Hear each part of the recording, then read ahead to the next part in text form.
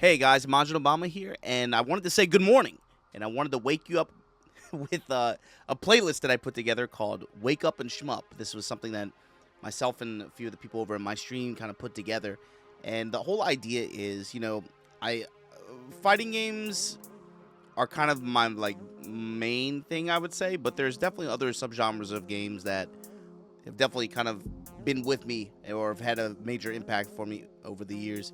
And obviously, I think anybody who comes from an arcade background, these games are going to kind of strike a nostalgia chord on some level for a lot of folks, and that's shmups. And one of the cool things about them is that although this subgenre is kind of more or less definitely faded in prominence as time has moved on, especially post-arcade, one of the cool things about them is that for some of these titles that were not as expensive to develop, especially if some were able to, from various studios, able to recycle a lot of old assets, what it did was it gave the music teams a lot of freedom and resources to just go ham. And I think that's something that I wanted to kind of capture in this morning playlist for you guys to wake up and start your day with. And so to get it kicked off, I wanted to start with one that was actually from one of our favorite fighting game developers, Aiding. This is from Armed Police Batrider. This is kind of a title that if you've never played it, it pays homage to a lot of the previous vertical shooter franchises that this company created. And it's really hard, it's really difficult, but the ship selection colors are really dynamic. The ship selection is fantastic, but the bangers, bruh. The OST is nasty. This is Chasing Gangs Need Speed, Stage Highway 11, top of the morning to you.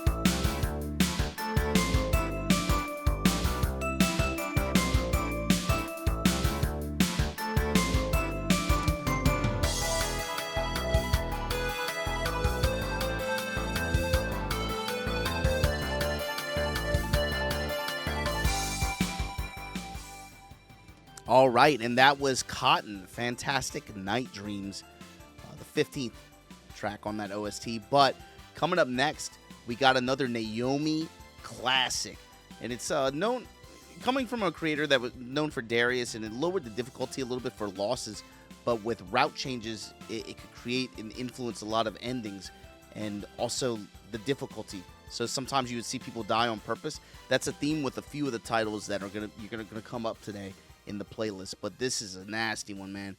Border down upon the new raid. This is the first stage in the game. Enjoy, guys.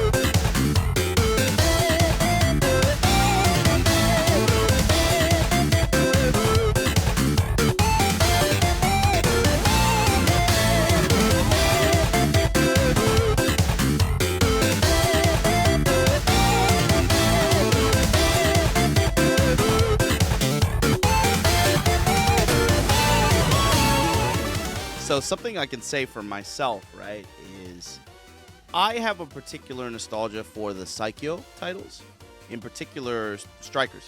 Strikers 1945, 2 and 3. Mostly just because one of the arcades that I used to go to that was really close to by my house was at Bowling USA. And they had Tekken 3, Street Fighter 3 New Gen. What was that Aerosmith game? Revolution X or something like that? It's like a shooting game. With like a real gun. Like, not a real gun, you know what I mean. But like it's a gun that's attached. It's like a horizontal kind of shooting game like that. Space Jam Pinball. Frank Thomas's Big Hurt Pinball. Right. Hydro Thunder, obviously, but they also had a Strikers 1945, Strikers 3, if I'm not mistaken. So that used to get a lot of burn from me. The ship selection, the stages, it was like one of those games where the graphics too, man, just like the shots and the bullets that would come on screen, incredible art designs. The stuff just kind of came up off the screen like that.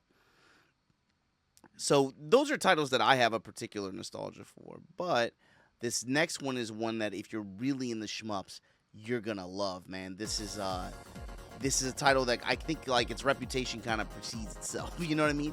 It's a really, really popular title. Especially one thing that stands out about it is the scoring, really unique scoring system. And this has actually been featured on some of Daigo's exhibition series in Kimono Michi. Actually, with some of the top talent in it. This is Battle Garegga, and coming up next is Degeneracy Stage 4 Plant. Enjoy.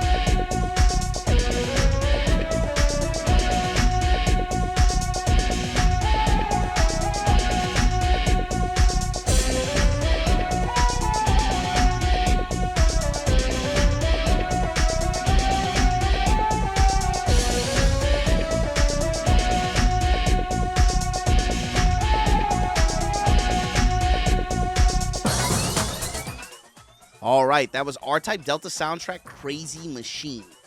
And R-Type is also, and that's another classic one, man. There's like so many titles in the series, but you can't, it can't help but, if you've come from that generation, you know, some of the stuff just sticks with you.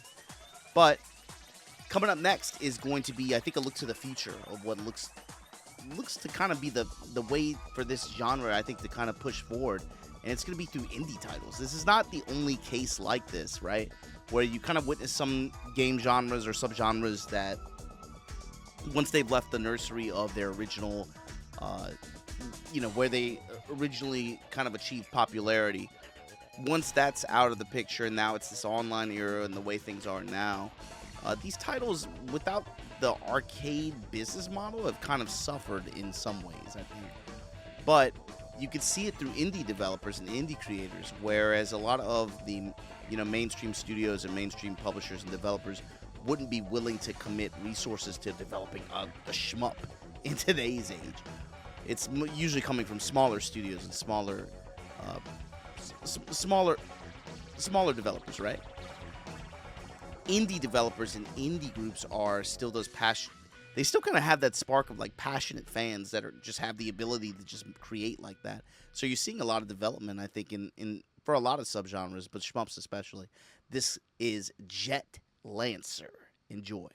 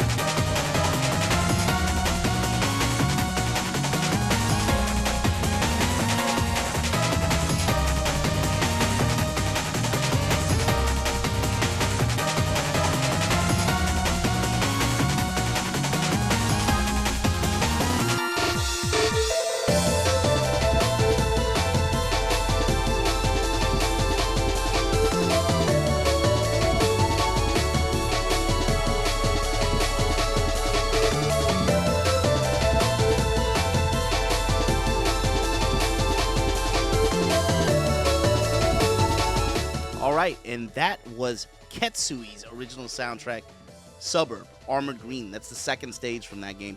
Interesting thing about Ketsui, I believe, isn't the dark lore, I think, what that game is, the entire soundtrack was made on Windows 98 software.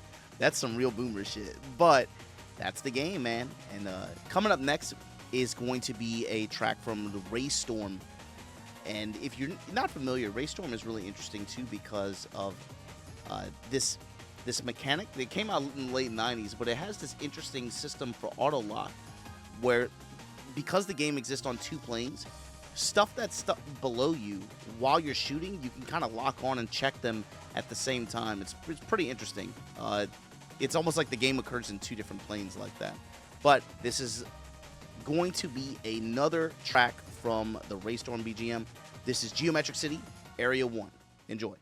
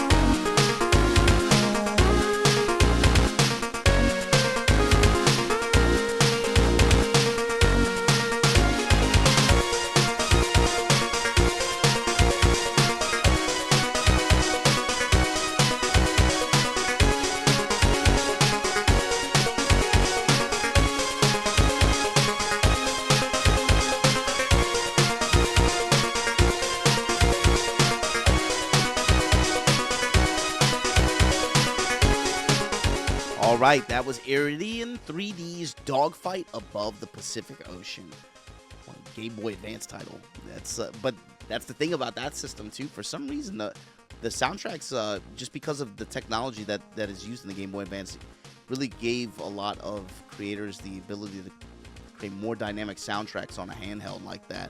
And of course, before you move on to the 3DSs and the PSPs, that was a big deal at that time.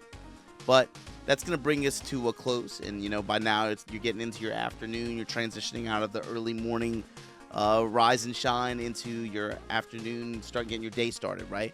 So to get it kicked off, I want to talk about the Dodonpachi Dai-Ou-Jou's OST. And man, this game in particular too, I really love the artwork that is associated with this game. If you go online and just look up some of like that, the OST covers, or just like any kind of game art related to this game, it's really, really sick. But this is going to be Stage 3, Strange Dance. Good morning. Hope you guys have a good day. And, you know, hopefully this inspired you to kind of, you know, get on your boomer stuff a little bit. Hop on a shmup sometime this weekend, man, and then enjoy the time you have with them. They're a pretty good nostalgia trip, especially if you come from the era that I come from, where we're going, you know, playing games in laundromats or Pizza Hut, or Domino's or whatever, you know, or CC's Pizza areas or anything like that, bowling alleys, malls. If you come from that kind of background, yeah, go ahead and just boot them up once in a while, man. You'd be surprised. They strike a chord. They resonate. But that's going to do it for me. You guys have a good day. I'll catch you guys next time.